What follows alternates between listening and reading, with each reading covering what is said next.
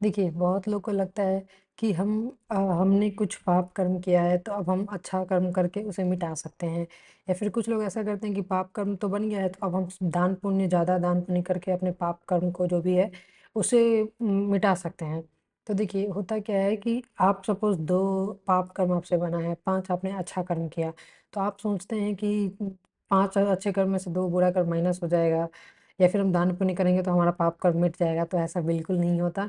अगर जितना आपने पाप कर्म किया है, जितना आपने अच्छा कर्म किया है, आपको उतना भुगतना ही पड़ेगा। इसमें मैथमेटिक्स नहीं चलती, माइनस कुछ भी नहीं होता। तो या तो आप मतलब अपने मन से पश्चाताप करते हैं जो भी आपने कर्म किया है, तो क्योंकि आपने किसी को तकलीफ़ दिया, किसी वजह से आपने किसी को तकलीफ़ दिया, उसे दुःख हुआ, तो आपको बाद में इस बात का गिल्ट है, रिग्रेट है कि हाँ, मैंने ऐसा किया, मुझे नहीं करना चाहिए था और आप ये मन में ठान लेते हैं कि मुझे आगे से ऐसा नहीं करना। तो आपको चूँकि मन में दुःख हुआ, आपको भी सेम दुःख हुआ, तो इस तरह से ये पाप कर्म आपका मिट जाता है।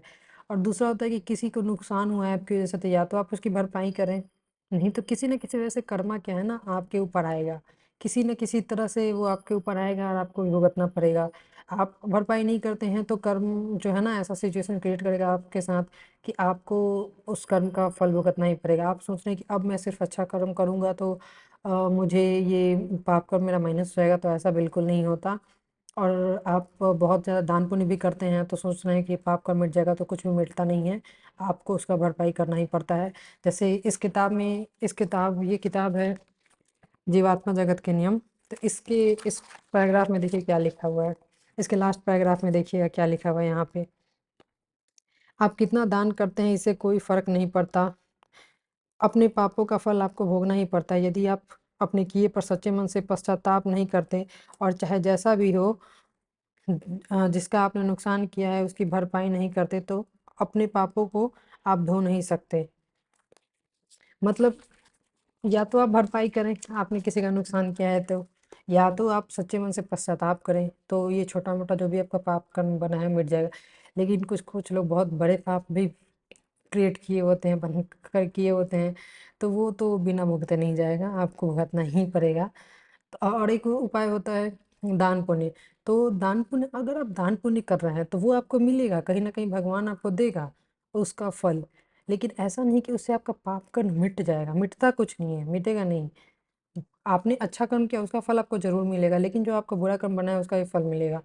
लेकिन हो एक और ऑप्शन आता है कि हम अगर आध्यात्मिक मार्ग पे चलें, अच्छा कर्म करें, तो क्या होता है ना हमारी सोच बदल जाती है, हमारी भगवान पे जो आस्था है, विश्वास है वो बढ़ जाती है। फिर हमारे बुरे कर्म बने होते हैं, तो ऐसा नहीं है कि वो मिट जाता है, मिटता कुछ भी नहीं तब भी मिटेगा नहीं, लेकिन अगर हम भगवान पे बिलीव करते हैं ना, तो हमें सब चीज़ में एक्सेप्टेंस आ जाता है, हमको बिलीव हो जाता है कि भगवान हमारे साथ जो कर रहा है अच्छा कर रहे हैं। तो हमारे पास ना वो शक्ति आ जाती है, किसी भी बुरे कर्म को झेलने की ताकत आ जाती है हमारे साथ। बुरे कर्म का फल हम बुरे कर्म का फल भोग भी लेंगे और हमें पता भी नहीं चलेगा। लेकिन ऐसा नहीं होता कि बुरा कर्म जो है हमारा मिट जाएगा, मिटता नहीं है। हम फल भोगते हैं लेकिन हमें पता नहीं चलता। जैसे मेरा सपोज मान लीजिए मेरा कोई कर्म पुराना रहा होगा जिसकी वजह से मुझे एक दिन भूखा रहना लिखा होगा। तो पर अगर मैं अभी आध्यात्मिक मार्ग पे हूँ, तो मेरे मन में ऐसा आ जाएगा कि चलो आज कुछ है फेस्टिवल लाइक कृष्ण जन्माष्टमी, आज मैं भूखा रह जाती हूँ, फास्टिंग कर लेती हूँ। तो भूखी तो मैं रह गई, लेकिन मुझे पता नहीं चला ना कि ये मेरा किसी जन्म का पाप कर्म का फल था, मुझे भूखा रहना लिखा हुआ था, इसलिए मैं थी। तो और वही अगर कोई मतलब कोई बुरा कर्म किया है और आज भी वो सही मार्ग पे नहीं है और उसकी किस्मत में अगर लिखा है भूखा रहना, तो उसके पास अन्न-दाना खाने की कमी हो जाएगी, होगी ही नहीं कि वो खाएगा।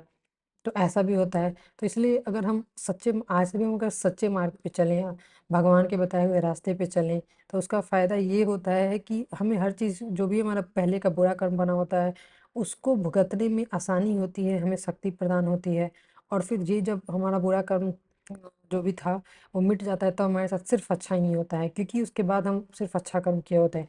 अगर हम तब भी बुरा कर्म कर रहे हैं, तो हमारे साथ ज़रूर बुरा होगा। इसलिए कोशिश कीजिए कि अच्छा कर्म करें। हुँ, और आध्यात्मिक मार्ग पे चलें। बस आज के लिए इतना ही। Thank you.